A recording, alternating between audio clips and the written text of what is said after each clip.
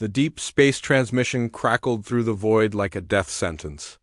Admiral Rebecca Foster stared at the alien symbols dancing across her screen, each one more terrifying than the last. The translation software had been working for 3 hours, and what it revealed made her blood run cold. "Your species has been selected for harvesting," the message began. "Prepare for the hunt." The attached files showed worlds burning. Alien cities reduced to ash.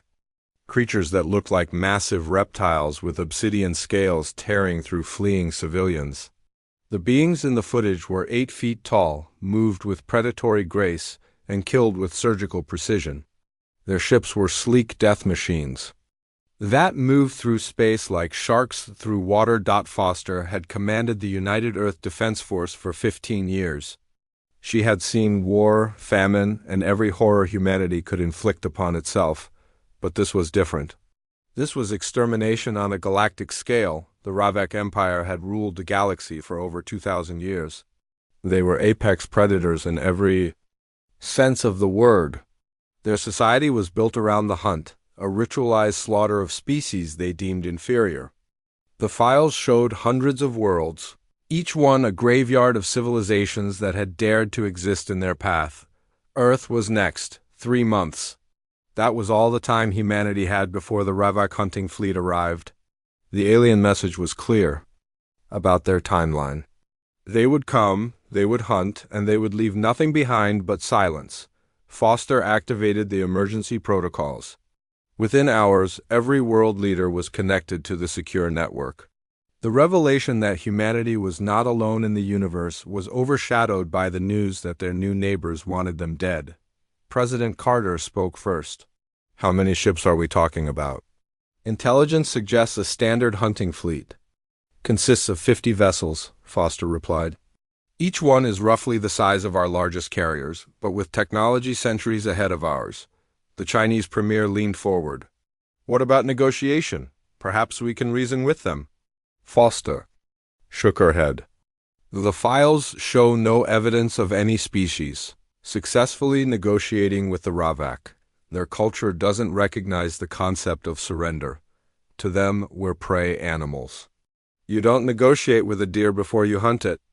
The room fell silent. The weight of extinction pressed down on them all. Dr. Robert Kim, the lead xenobiologist, cleared his throat. "There might be something else. I've been analyzing the Ravak physiology from the footage. They're impressive predators, but they have weaknesses." "What kind of weaknesses?" asked the Russian president. "They're solitary hunters by nature. Even in groups, they operate as individuals. Their coordination is limited. They rely on superior technology and physical prowess, but their tactical thinking is primitive." Foster raised an eyebrow. "Primitive how?" "They use overwhelming force. In direct confrontation. No subtlety, no misdirection. They're like lions attacking a herd of gazelles. Effective, but predictable." The British Prime Minister spoke up. "And humans?" Kim smiled grimly. "We're pack hunters. We developed as persistence predators. We think in terms of group tactics, long-term planning, and adaptive strategies. We're not stronger than lions, but we hunted mammoths to extinction with spears and teamwork." The next 72 hours saw the greatest mobilization in human history.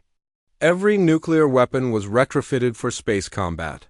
Every satellite was weaponized. Every military installation was converted to anti-ship defense. The civilian population was evacuated to underground shelters built during the Cold War and expanded with desperate efficiency. General Maria Santos coordinated the ground defenses. She had fought in 3 wars and knew the importance of preparation. "We're not going to win this through superior firepower," she told her staff. "We're going to win through superior thinking." The plan was audacious. Instead of meeting the Ravak in open space, humanity would let them come to Earth. The planet would become a trap, layered with hidden weapons and surprise attacks. Every asteroid in the belt was hollowed out and filled with explosives.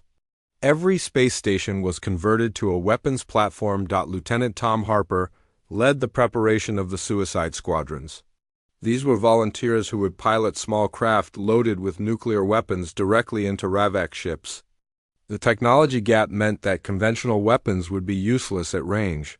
Close combat was humanity's only chance. "Remember," Harper told his pilots, "we're not trying to destroy their entire fleet. We're trying to make them bleed. Show them that prey can bite back." The orbital defense platforms were humanity's pride. Built in secret over the past month, they were disguised as communication satellites. Each one contained enough firepower to level a city. When the Ravak arrived, they would find Earth defended by a network of hidden weapons. Dr. Kim continued his analysis of Ravak behavior. The more he studied them, the more convinced he became that humanity had a chance. "They're overconfident," he explained to the Defense Council. "They've never encountered serious resistance. Every species they've hunted has either fled or fought conventionally. We're going to do neither." The psychological warfare campaign began immediately. Humanity's best hackers worked to intercept Ravak communications. They planted false information about Earth's defenses and seeded doubt about the mission. The goal was to make the Ravak hesitate, to think twice about their assumptions. As the deadline approached, Foster felt the weight of her species' survival on her shoulders. The Ravak had conquered half the galaxy. They had destroyed civilizations that had existed for millennia. They were perfect killing machines, evolved over millions of years, but they had never faced humans. The final week saw frantic preparations. Every ship in Earth's fleet was modified for ramming speed. Every weapon was calibrated for maximum damage. Every soldier was trained in close-quarters combat against 8-foot reptilian aliens. On the last day, Foster addressed the world. "Tomorrow, we meet the galaxy's apex predators. They think we're prey animals. They think we'll run or surrender. They don't understand that humans are different. We don't just fight to survive, we fight to win." The Ravak fleet materialized at the edge of the solar system exactly on schedule. 50 massive ships, each one a monument to alien engineering and predatory evolution. They moved with the confidence of beings who had never known defeat. Earth waited in silence, its defenses hidden, its people ready. The galaxy's apex predators were about to learn what it meant to hunt the most dangerous prey in the universe. Humanity was ready to show them that some prey hunts back. The Ravak hunting fleet emerged from hyperspace like predators awakening from a dream. 50 massive vessels arranged themselves in perfect formation, their obsidian hulls gleaming with the promise of death. Each ship was a masterpiece of alien engineering, designed not just for destruction but for the art of the hunt. Thane felt the familiar excitement coursing through his scaled body. As the fleet's prime hunter, he had overseen the elimination of 47 species across 12 star systems. Each hunt had been perfect. Each prey species had followed the same predictable pattern: panic, desperate resistance, and inevitable extinction. The blue-green world below looked peaceful, almost inviting. Primitive electromagnetic signals suggested a young civilization, barely capable of interstellar travel. The planet's inhabitants called themselves humans, and their technology was laughably inferior to Ravak standards. "Begin the harvesting protocol," Thane commanded, his voice carrying the authority of 2,000 years of galactic dominance. The first wave of Ravak ships descended toward Earth's atmosphere.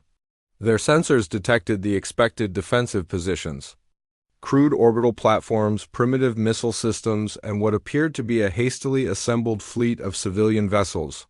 The humans were following the standard prey response pattern. Lieutenant Tom Harper watched the alien ships approach through his fighter's cockpit. His hands were steady on the controls, but his heart was racing. Around him, 200 other pilots waited for the signal. They were humanity's first line of defense, and most of them would not survive the next hour. "All units, this is Admiral Foster," the communication crackled through their headsets. "Wait for my mark. Remember, we're not trying to win this engagement. We're trying to make them pay for every inch." The Ravak ships reached the outer defensive perimeter. Their weapon systems charged with the characteristic blue glow that had been the last thing countless alien civilizations had ever seen. The humans' primitive missiles launched first. Streaking toward the alien fleet like angry wasps, Thane watched the incoming projectiles with amusement. Nuclear weapons were a crude solution to the problem of space combat. The Ravak had mastered energy shields millennia ago. These primitive explosives would be stopped easily. The first nuclear missile struck a Ravak destroyer. The explosion was magnificent, a small star blooming in the darkness of space. But when the light faded, the ship remained intact, its shields having absorbed the blast with minimal damage. Then something unexpected happened. The second wave of human missiles didn't target the Ravak ships directly. Instead, they detonated in a carefully coordinated pattern around the alien fleet. The electromagnetic pulse from the nuclear explosions created a grid of interference that disrupted the Ravak sensors and communications. "What are they doing?"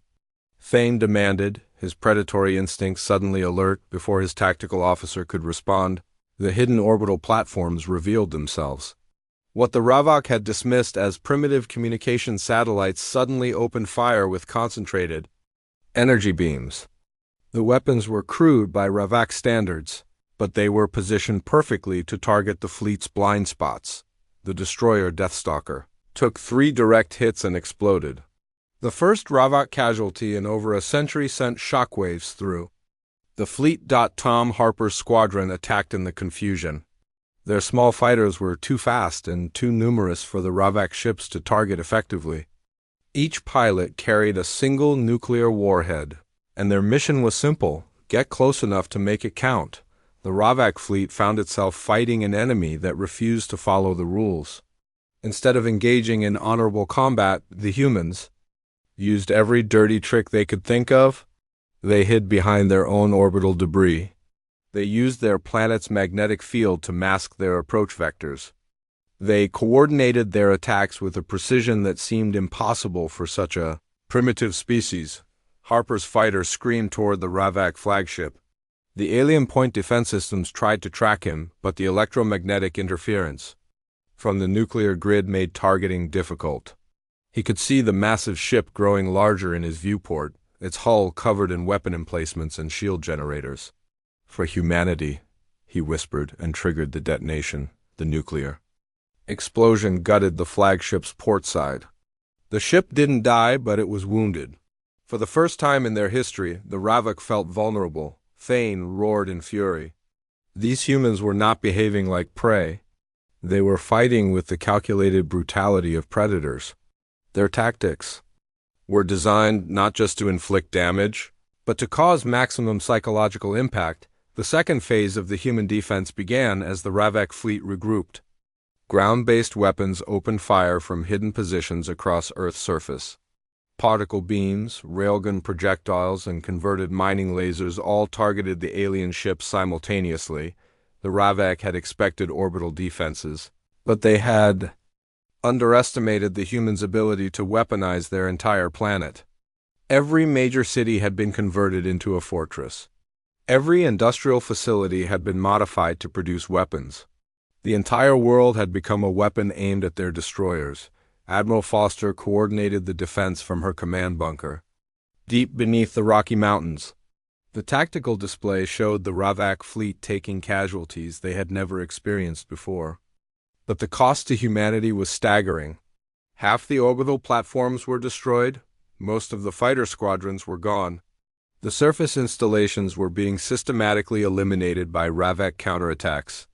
"They're pulling back," reported General Santos. "The alien fleet is retreating to the outer system." Foster nodded grimly. The first engagement was over, but this was just the beginning. The Ravak had learned that humanity would not die quietly. They would return with overwhelming force. Thane studied the tactical reports with growing respect for his human prey. They had used every advantage available to them. Their weapons were inferior, but their strategic thinking was sophisticated. They had turned their entire star system into a killing field. The casualties were unacceptable. 7 ships destroyed, 12 more damaged. The Ravak Empire had not lost so many vessels in a single engagement since the Great Expansion 2 millennia ago. "Send a message to the Emperor," Thane commanded. Request a full invasion fleet. These humans are not standard prey.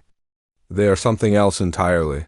As the Ravak fleet retreated, Earth counted its losses. The orbital defenses were in ruins. 3 major cities had been glassed by Ravak retaliation strikes. Millions were dead or missing. But humanity had achieved something no other species had managed in 2,000 years. They had made the galaxy's apex predators. Bleed. Dr. Kim analyzed the battle data with growing excitement. They're not invincible, he announced to the Defense Council. Their tactics are predictable. They rely on overwhelming force and superior technology, but they can't adapt to unconventional warfare. Foster studied the damage reports. How long do we have? Based on their communication patterns, I estimate 3 weeks before they return with reinforcements. They'll bring everything they have. The Admiral stood and looked out at the stars. Somewhere out there, the Ravak Empire was mobilizing for war. They would come back with thousands of ships, millions of soldiers, and the full weight of galactic conquest behind them, but they would find humanity ready. The first battle had taught both species important lessons. The Ravak had learned that their prey could fight back. Humanity had learned that they could win. The galaxy's apex predators had finally met their equal. The real war was just beginning. The Imperial Armada stretched across the void like a plague of locusts. 10,000 warships of every size and configuration hung in space, each one a monument to Ravak's superiority. At their center, the Emperor's flagship Dominator cast a shadow, large enough to eclipse a moon. Emperor Vorth had ruled the Ravak Empire for 4 centuries. He had overseen the conquest of 300 worlds and the extermination of countless species. Never before had he personally led a hunting expedition. The humans had forced his hand. These creatures have humiliated the Empire, he declared to his assembled war council. They have dared to strike at their betters. Such insolence cannot be tolerated. The Emperor's massive form dominated the war room. Even among the Ravak he was enormous, standing nearly 10 feet tall with scales that seemed to absorb light itself. His claws had been forged from the bones of extinct alien royalty, and his eyes held the cold intelligence of a perfect predator. General Maria Santos stared at the tactical display with the calm expression of someone who had already accepted death. The alien fleet was the largest military force ever assembled in human history. Every ship was larger and more advanced than anything humanity could build. The mathematics of the situation were simple. Earth was doomed. "Ma'am," her aide whispered, "the President is asking for casualty estimates." Santos almost laughed. "Tell him that casualty estimates are meaningless. We're not fighting a battle.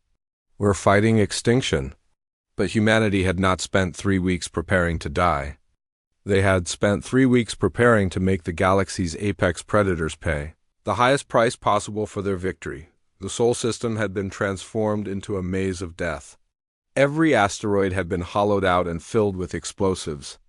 Every gas giant moon had been converted into a weapons platform.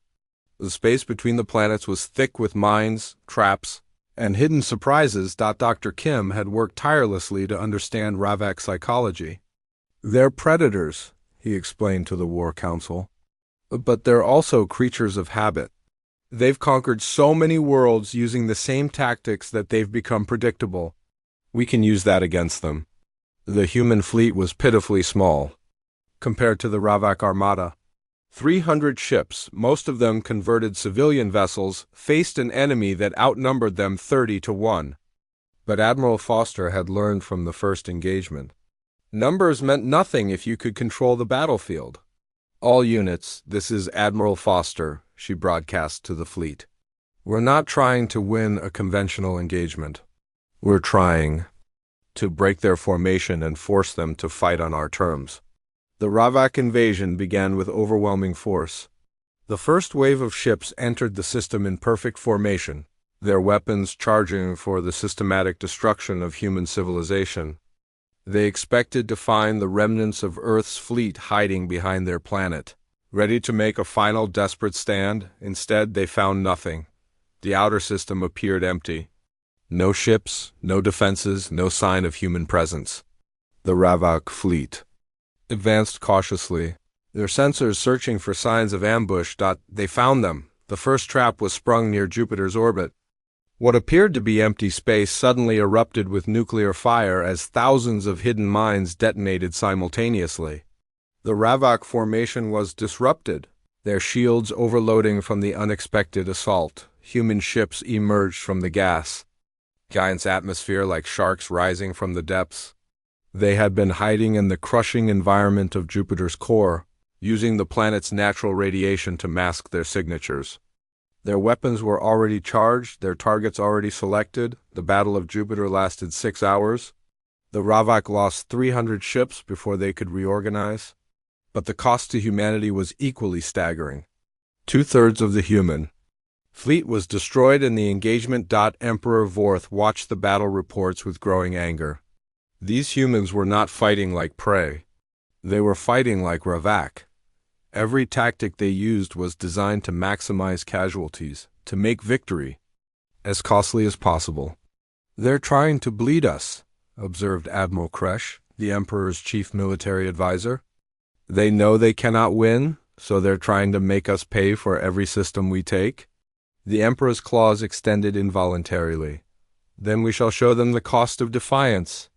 The second phase of the invasion targeted Mars. The red planet had been converted into a fortress world, its surface bristling with weapon emplacements and underground bunkers.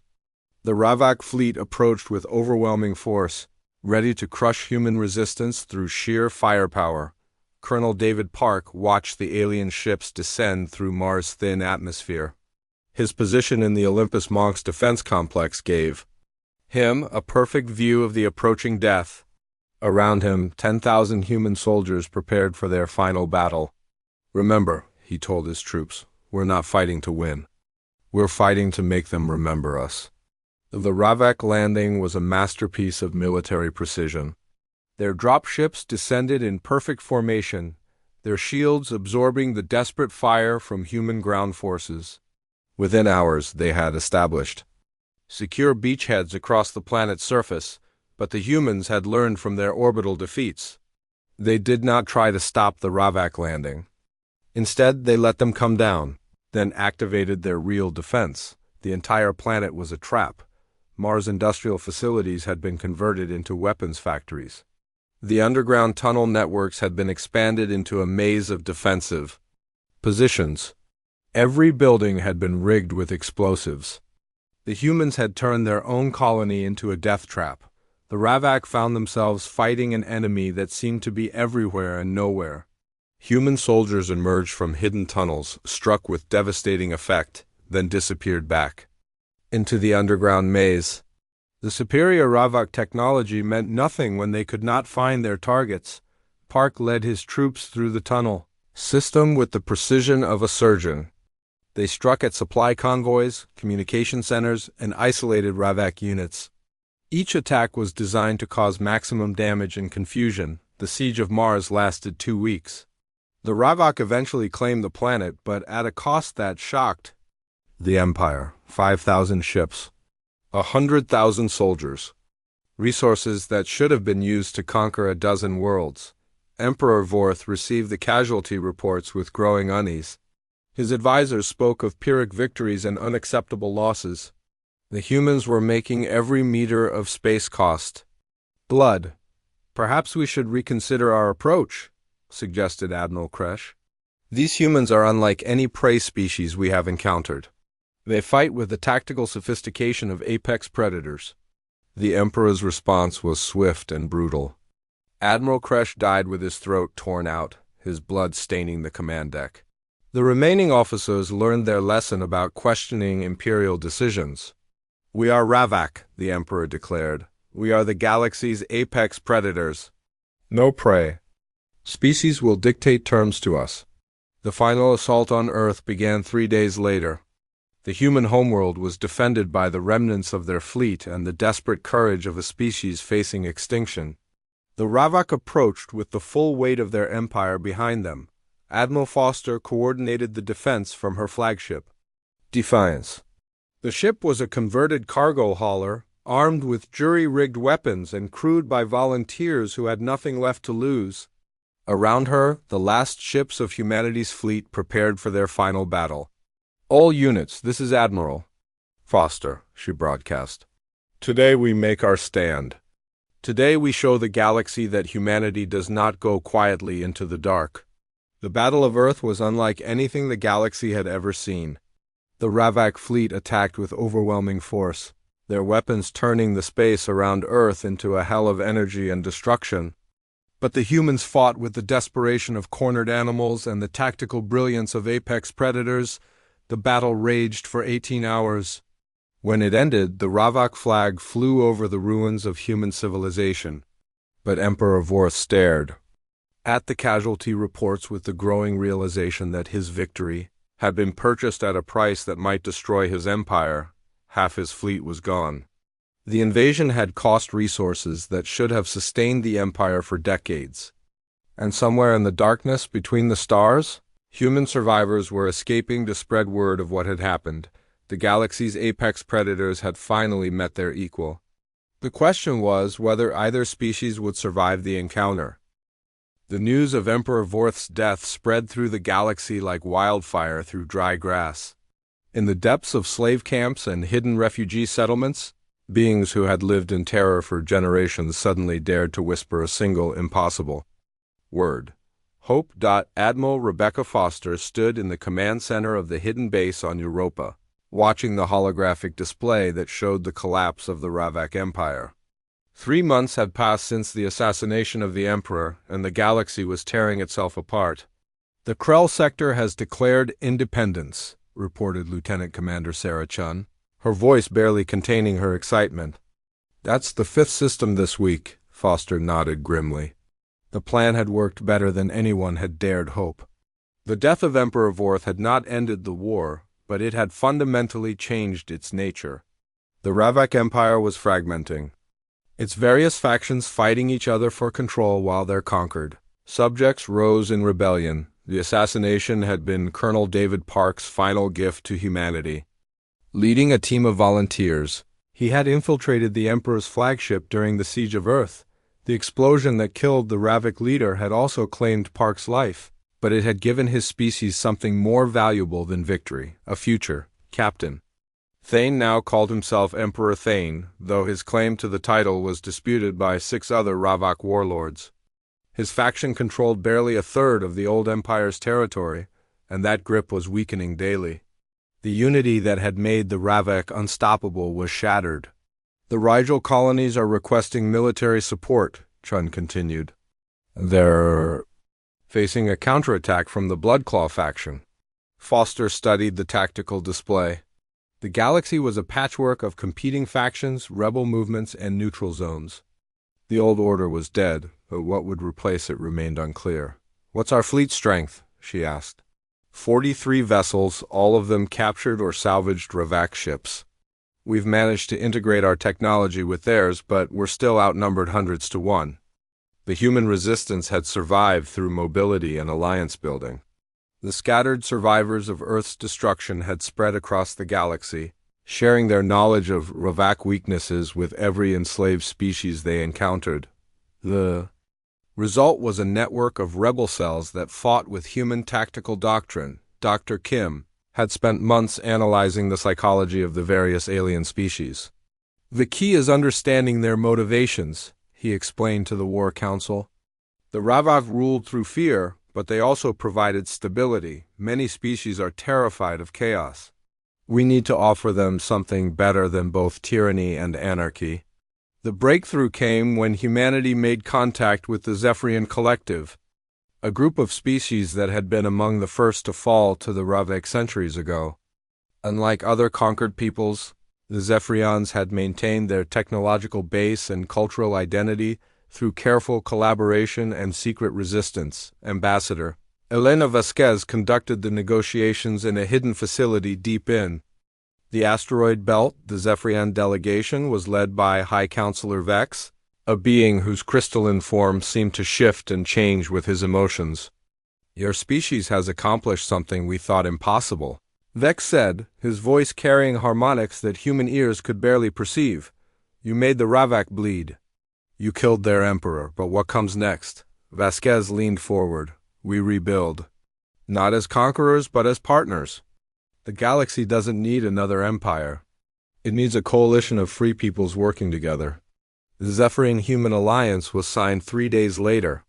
Within weeks, 12 other species had joined, bringing with them fleets, technology, and, most importantly, hope. The alliance grew rapidly as word spread that there was an alternative to both Ravak tyranny and chaotic warfare. General Santos coordinated the military campaign from her flagship Liberation. The ship was a hybrid of human and Zephyrian technology, faster than anything the Ravak had ever built and armed with weapons that could punch through their shields. Target the supply lines, she ordered her task force commanders. We're not trying to conquer territory. We're trying to make their position untenable.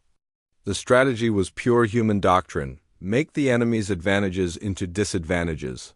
The Ravak factions were fighting over control of territory, but they needed resources to maintain their fleets. By attacking supply convoys and industrial facilities, the Alliance could force them to defend everything while controlling nothing. The liberation of Kepler Station was the turning point.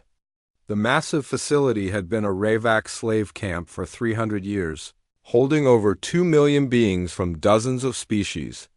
Its liberation required a coordinated assault by the entire Alliance fleet. Colonel James Mitchell led the ground assault while Santos coordinated the space battle. The station's Ravak garrison fought with the desperate fury of cornered predators, but they were facing an enemy that had learned to fight like them. All units, this is Colonel Mitchell. His voice crackled through the comm system. Remember, we're not here for revenge. We're here for justice.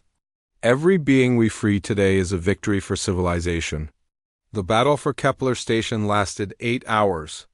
When it ended, the Alliance had gained not just a strategic victory, but a moral one. The footage of human soldiers freeing alien prisoners spread across the galaxy, showing everyone that humanity offered liberation, not conquest. The freed prisoners brought with them detailed intelligence about Ravak military capabilities, industrial facilities, and internal politics. More importantly, they brought first-hand testimony about human courage and compassion. The Alliance recruitment centers were flooded with volunteers from dozens of species. Captain Thane watched the reports from his command ship with growing desperation. The humans were not fighting like conquerors.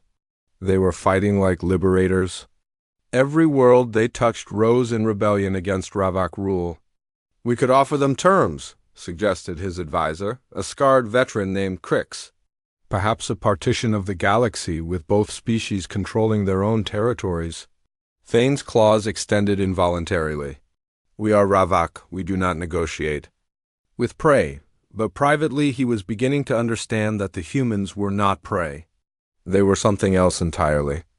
They were apex predators who had learned to create instead of destroy, to build instead of conquer. The Battle of Nexus Prime was the final confrontation between the old order and the new. The Ravak homeworld was defended by the combined fleets. Of all the remaining factions, over 3,000 ships united in a desperate attempt to preserve their civilization. The Alliance fleet was smaller but more diverse. Human ships fought alongside Zephyrian crystal vessels, Krell battlecruisers, and the bioships of the Symbiont Collective.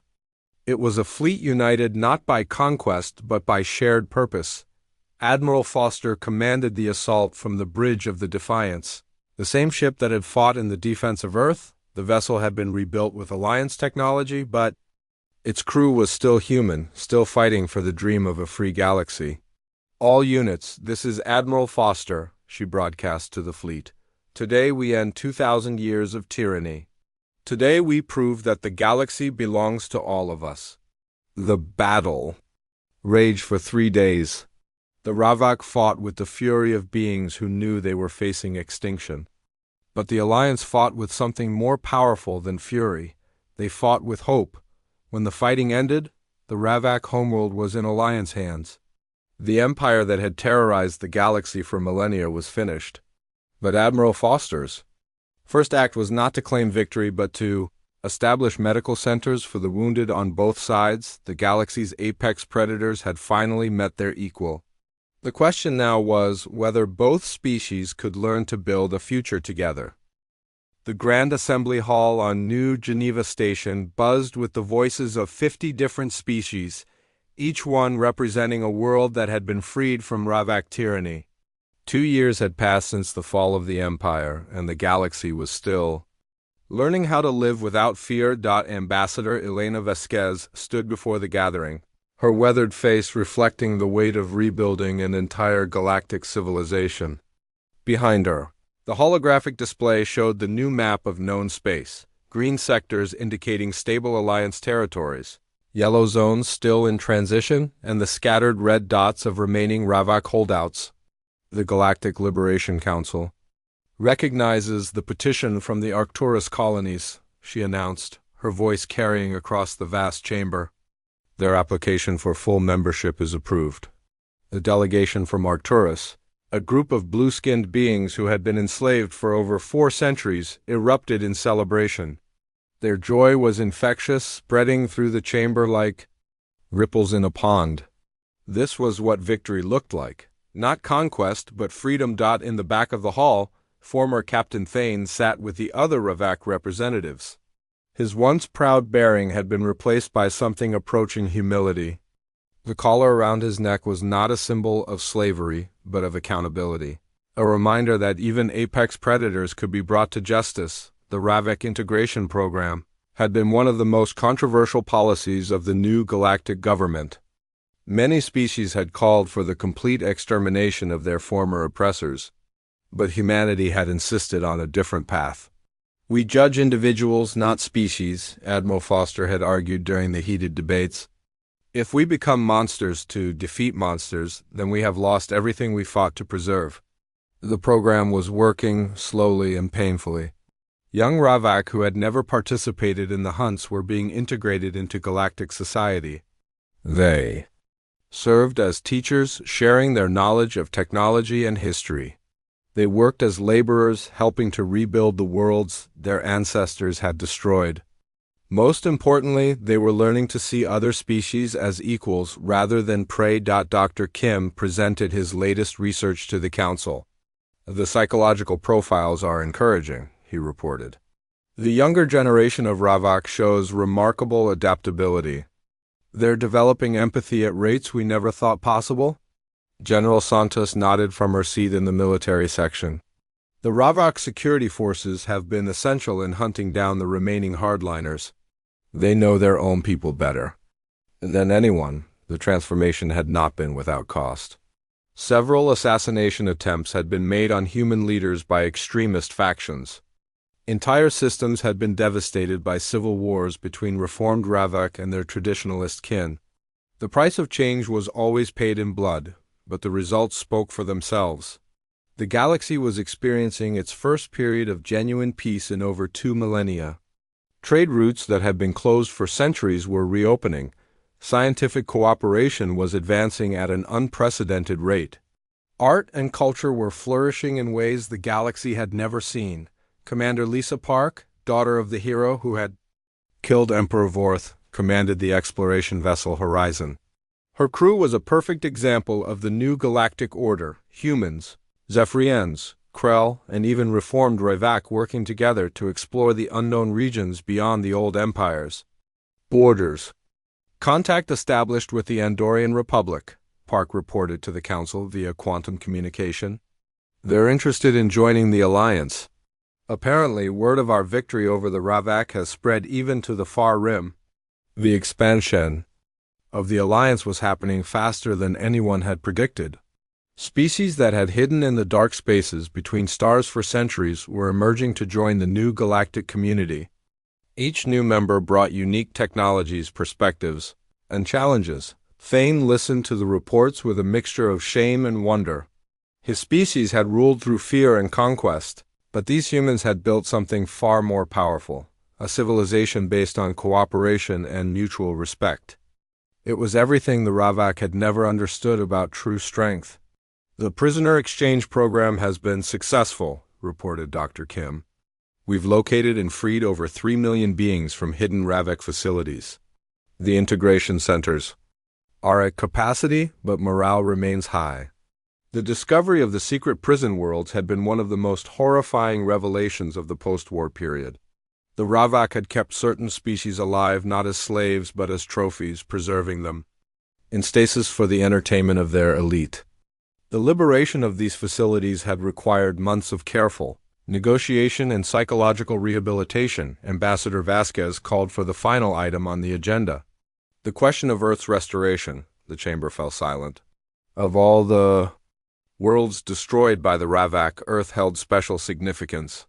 It was the birthplace of the species that had toppled an empire and the symbol of resistance for the entire galaxy.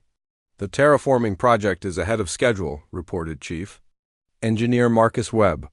The atmospheric processors are functioning at full capacity. The radiation levels are within acceptable parameters. We estimate another 5 years before the first settlers can return. The restoration of Earth was more than a construction project. It was an act of defiance against everything the Ravak had represented. They had sought to erase humanity from existence, but instead, humanity was rebuilding not just their homeworld, but the entire galaxy. Foster stood to address the assembly. 2 years ago, we faced extinction. The galaxy's apex predators had come to hunt us, and by all logic, we should have died like countless species before us. But we didn't die. We fought back. We showed the galaxy that there's a difference between being strong and being right. The audience listened in respectful silence. Foster's words carried the weight of experience, the authority of someone who had faced the abyss and walked away. The Ravak ruled through fear because they understood only one kind of strength, the power to destroy. But we've proven that there's another kind of strength, the power to create, the power to forgive, the power to build something better than what came before. She gestured to the mixed gathering before her. Look around this chamber. Every species here was once either predator or prey in the old system. Now we're partners. We've learned that the galaxy is big enough for all of us. Thane found himself rising from his seat. The chamber turned to look at him, some with curiosity, others with lingering hatred. He had requested permission to speak months ago, but this was the first time the council had granted it. I am Thane of the Ravak, he began, his voice heavy. With shame. I was a hunter. I killed thousands. I destroyed worlds and ended civilizations. There is no forgiveness for what I have done. The chamber was completely silent now. Even the translation devices seemed to hold their breath. But I have learned something from you humans, he continued. I have learned that strength is not about taking life. It is about preserving it. You defeated us not because you were better killers, but because you were better protectors. He looked directly at Foster. My species called ourselves apex predators. We were wrong, we were parasites, you are the apex predators. You hunt injustice, you stalk tyranny, you kill oppression itself. The applause that followed was hesitant at first, then growing stronger. It was not forgiveness, not yet, but it was acknowledgement. The recognition that even the worst monsters could learn to be better. The council session ended with the signing of the New Frontier Accords, agreements that would govern the exploration and settlement of the galaxy's unexplored regions. It was a document that no single species could have written, requiring the combined wisdom of dozens of civilizations. As the delegates filed out of the chamber, Foster found herself standing alone with the holographic display of the galaxy. Green lights outnumbered red by 100 to 1 now. The darkness was retreating, replaced by the warm glow of cooperation and hope. Admiral, came a voice behind her. She turned to see Thane approaching, his movements careful and respectful. What is it? She asked. I wanted to thank you, he said, quietly, for showing mercy. For proving that there is another way, Foster studied the former Ravak captain. We didn't show mercy to be kind. We showed mercy to be strong. A civilization that survives by destroying its enemies will eventually destroy itself.